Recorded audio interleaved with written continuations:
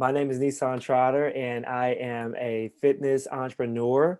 I'm also a paid professional keynote speaker and author of one of the best-selling books called Born Gifted: How to Unwrap the Gifts Inside of You for Supernatural Success. So could you tell us a little bit about Trot Fitness, about your business? Any details you want to give? Yeah, sure.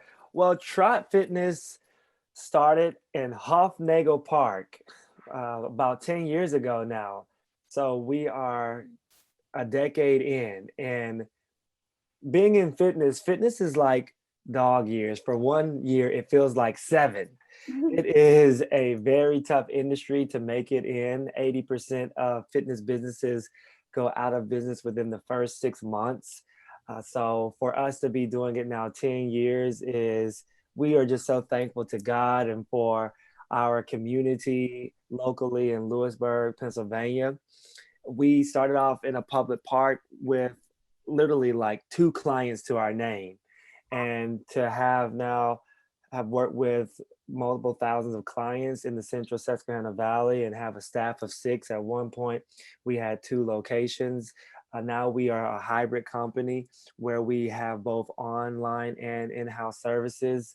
It's just simply amazing to be in here, especially post-COVID. Well, I don't know if I can say post-COVID because we're still, in COVID-19, but to be in 2021 as a fitness business is saying a whole lot, because about, I think, 33% of fitness businesses are no longer here in 2021 that were around in 2020. So we're thankful. That's such a great accomplishment, like 10 years. Wow. Older than my kids. It's like, whoa, it's crazy. So yeah, we love it. It has taken a whole lot of work, especially because it's entrepreneurial. We started it from pretty much nothing, and to have it here is just simply amazing. I guess we kind of just want to ask you, did you always want to pursue something in the fitness industry, or is that something you kind of decided you liked later on? I didn't know I was going to be a fitness entrepreneur. I knew that I wanted to be in business. I knew that I wanted to have a business of my own. When I went to school at Bucknell University and we had to declare a major by our sophomore year, I was like, business. Yeah, I'm going to do business. I'm going to do business and I'm just going to go for it. But I didn't know what type of business I wanted to own. I didn't know what I was going to start or be a part of. I just know that I guess there's a part of me that likes to call my own shots. And so from that experience of learning about different businesses and business management, also learning economics at Bucknell, one thing kind of led to another after school. I didn't even like immediately from graduating from Bucknell jump right into being a fitness entrepreneur. I started off like a lot of people do out of college with my degree was in business management, and I minored in economics, and I took the typical Bucknellian route, and I actually worked as a financial advisor for a prominent financial firm. I worked there for about 2 years. I was an intern for 1 year, then I worked there for a year, and getting fired was one of the best feelings of my life because it was just not fit for me to do that. And then I came back up north because I worked for this prominent financial firm in Florida. And I came back up north, worked for Bucknell for 5 years. Then I got my start as a fitness entrepreneur, starting Trot Fitness. I feel like a lot of high school kids and even kids in college can relate to that. They don't know what they want to do, and they don't know what major that they want to pick. And it definitely seems like you had it pretty figured out, which is it was great after you got out of college. But I think there's still that kind of room to experiment. Yeah. Yeah, and I would say I didn't have it figured out. I was figuring it out, and I think that it's okay to explore Mhm. until you find your thing. Success isn't a straight line, it's zigzags. I'll give you a perfect example of it because I started off thinking I wanted to do computer programming. And Oh, oh my gosh, Oh, once I got it, yeah, not a computer programmer by any stretch of the imagination. So once I got into the class, I passed it. I remember with a B, like low B. And I was like, wow, thank God I passed this. I'm never going back there again. But so, and that's a far cry from what I'm doing right now. Right. And so I was figuring it out. And I think it's okay for people to come to grips with it's okay to make adjustments and alterations and explore until you find your thing. yeah, as a high school student, like it's so great to hear that because like even me myself, I just don't I have no clue what I want to pursue and I feel like there's just this pressure on high school students to like, you got to know what you want to do for the rest of your life. So it's so nice to hear um how you could like pursue that later on in your life. Absolutely. And even in my career at Bucknell University as a fundraiser, I would travel major Northeast cities to raise money for our institution that we loved as alumni. And still, at the age of around, I think I was around 27 or something like that. I think that regardless of what age you are, if you're curious and you're open minded and you're willing to learn and reinvent yourself, it's never too late. we wanted to ask, what do your classes look like? Kind of day to day, everyday fitness classes. What do they look like? Sure. Well, prior to COVID, our sessions really ran from sun up to sundown.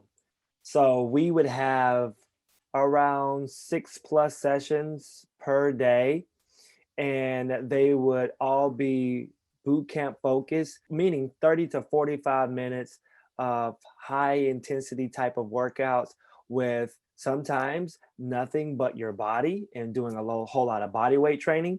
We would have our fitness professional in the middle of the session and everybody would kind of mimic the exercise moves that fitness pro would show them and then they would critique their form and take them through several intervals. It's really cool.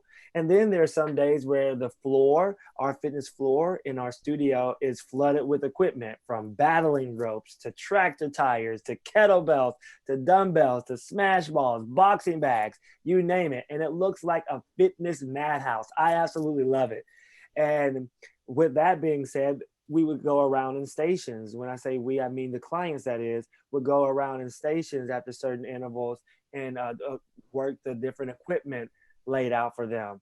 And it'd be anywhere ranging from about 15 to 30 clients per session. And it would just be cycling in and out of those workouts on a daily basis, Monday through Saturday. Wow, that's I can't even imagine. You must have been like so exhausted. You must still be so exhausted after every single day. I can't even imagine. Yes, this is why I brought on a team. Yeah, Because 6 to 7 classes, like that's yes, a lot of classes. it's a lot of sessions, and a part of the fitness professional's job is really to make sure that the clients are working out, not necessarily them. So we do the demonstrations and then we critique form, but we're constantly on our feet and you do have to be in great shape. We do believe that you should be the part as well. And so, there's a level of training clients, but also working on your own personal fitness. And early on, I would do all the sessions in addition to have private personal training clients because I was just hungry to make it. I wanted this business to be something and I wanted to be around like it is right now. And so once I got to the level of really having enough clients, and when I say I should actually say we, my wife and I as co-owners of Trot Fitness, once we got to a place of having enough clients and being able to have our own studio as well, we started to recruit a team so that the burden was taken off of us. I've heard sometimes with entrepreneurs, it's kind of hard to like kind of let go and kind of allow help to come. Were you like that, or were you like eager to get the help? I don't know. I've heard it both ways from entrepreneurs that they're eager to get the help, or maybe they kind of wanted to do it, all themselves. They still wanted that experience with it. I'm not sure 100% how I was, but knowing what I know now, I know that it's super important to let go of the ego, bro, and get people in there to help you who are good at what they do. And you have to have a training model in place to ensure their success. There's a quote that says, if you want to go fast, go alone. If you want to go far, go together.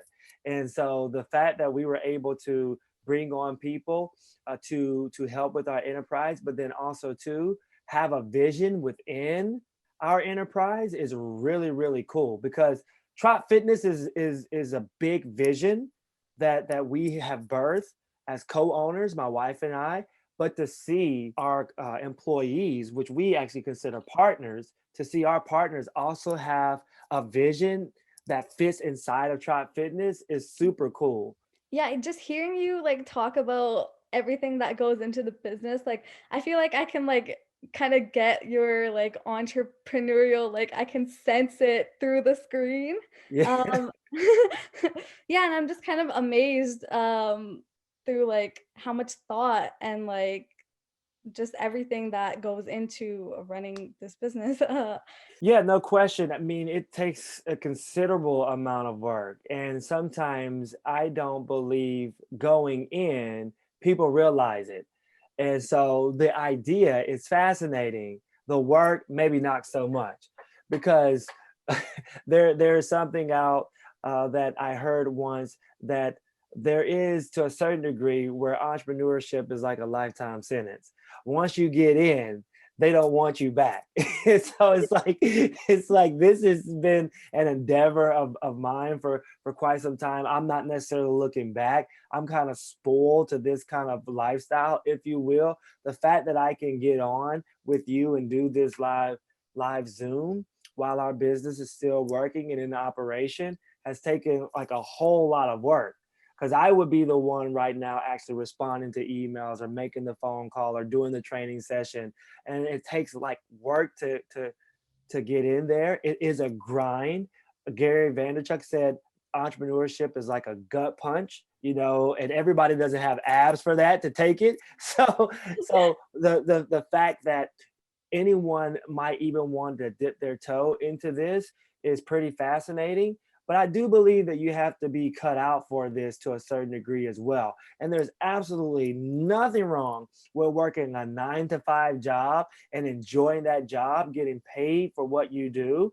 But there's also a thread of individuals, I believe, too, who's cut out for entrepreneurship. We like to start things as entrepreneurs and see it grow, but it's also like the work isn't done until it's done. And so it's always evolving, and constantly we have to be after it. And you mentioned that I think you mentioned that you've gone to a hybrid system for your business. How has that been? How was that transition? Was it, what were the challenges?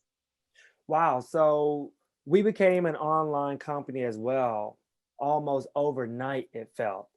Mhm. And our team, after having been used to coaching clients live and in person, was coaching clients through a camera and flat screen TV, which is very challenging. And I'm not even the most technologically savvy.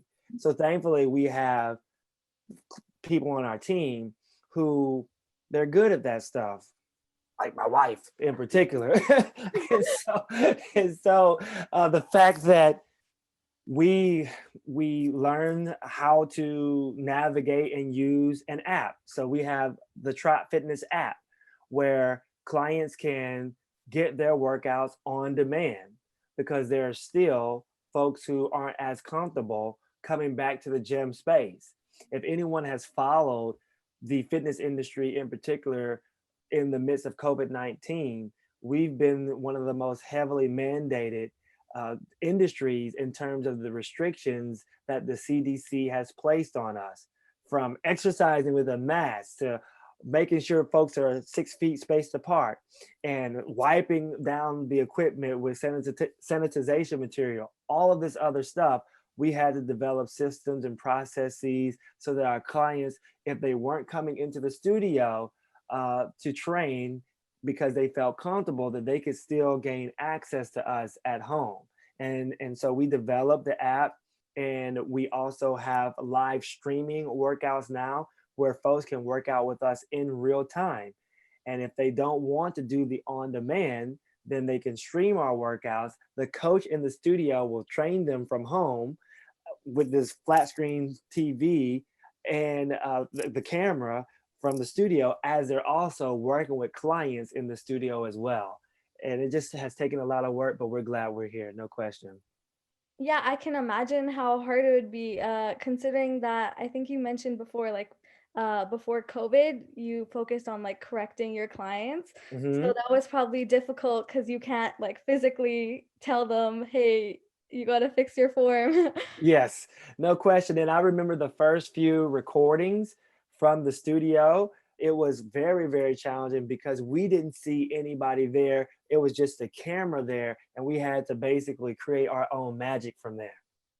It's nice to see like you guys take this like big curveball like COVID that's like maybe like one of the worst things that could happen to a business and like turn it into something new and like creating an app like that's such a great development. That's so interesting that you're able to do that maybe because of COVID. Yeah, and it's helped us sprawl. It's expanded our reach. Now we're able to offer services not solely just to folks in the central Susquehanna Valley, but I just signed up a client in Alabama today.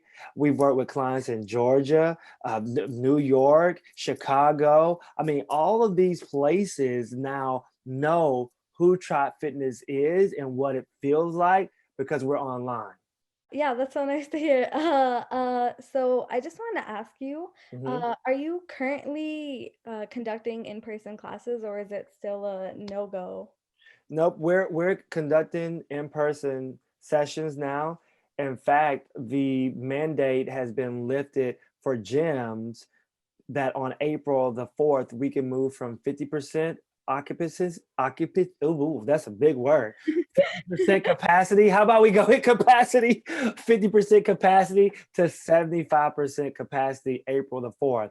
So we've been operating in our space and we've taped off of certain boxes so clients physically like this is your box, this is your space, and we've measured out everything so that they could actually train appropriately within 6 feet of each other. But on April 4th we get to increase the numbers to 75%. That's great. That's awesome. Um, what problems, if any, do you see facing the fitness industry in general today? Not even necessarily due to COVID, although you know, due to COVID, not due to COVID. What are the problems in general facing the fitness? Wow, that's a pretty cool question. If I could really speak on behalf of the entire industry, what I see, especially from the boutique, because we do study these trends, I think it's important to learn the trends of the industry. And if you can think about it, there's well known mainstream online go tos like the Pelotons of the world, Beachbody on demand. And there's people who were a part of this space well before boutique gyms that were brick and mortar structures were ever even thought about it because we never wanted to. You know, now you have Instagram fitness stars who have this large following and they can stream something live, and they've been doing this. They've been playing this game for quite some time. They have the backing, the technology, the sponsorship behind it. So one of the most challenging things I believe from a boutique gym perspective, we're not talking about the box gyms of the world where it's maybe a Planet Fitness, if you're familiar with them, or a 24-hour fitness goals gym, is the boutique gym owner like myself who started their own fitness enterprise. If they are unwilling to be nimble and to pivot and to expand their products and services in such a way, they could really be left behind because folks have now gotten a taste of what it means to do fitness online from the comforts of their own home. And if we aren't willing to engage in playing in that at least a little bit, then we're going to lose market share to a certain degree. So, in order to keep up, you have to be creative and you have to be willing to learn new things. And that's what we're doing. I believe a lot of the industry is doing that. I guess I just would ask you, do you have any general advice to a high school student who's interested in going into the fitness industry? For me, I know that, and you probably could imagine this, it's hard for me to sit still and have a desk job, right? And to sit in front of a computer all day. I need to be active. I need to be on my feet. And I need to also have human interaction and engagement. I appreciate those dynamics. So the advice I would truly offer to someone in high school who's interested about fitness is to try to find an internship or an externship somewhere where you can just, at the very least, sit under someone and learn what their day to day looks like. And then ask yourself, could I see myself doing this? Ask yourself also, am I willing to start at the bottom? Like the very, very bottom. and and and and appreciate that, because like I will still, if I had to, I'll still wipe toilet bowls in our studio today. Like that because I did it, you know what I mean? And I'm okay with what some people might consider quote unquote grunt work. I think that that is some of the most special work to have as a part of what you do, because it'll give you appreciation for how you grow in the business and in the industry. So I would just advise someone to try to find an institution that maybe is 10 years or greater into business, and see if you can just simply sit underneath them and learn the business firsthand for yourself. Because I promise you, there is also another level of not just working in fitness, but working on fitness with the marketing, with your brand, and with the other little things that no one else will actually, you'll never know about unless you're really in the trenches. Does Yeah, that make sense? yeah, it does. Yeah, thank you for that advice. We want to thank you so much for doing this and participating in this, and for answering all of our questions. We really, really, really appreciate it. Yeah, you welcome. And again, it was a ton of fun. And if I could ever help out again, please don't hesitate to let me know. I will definitely do that. Thank you. Thank you very much. And thank you for your comments and for your advice. It's really, really appreciated. You're welcome.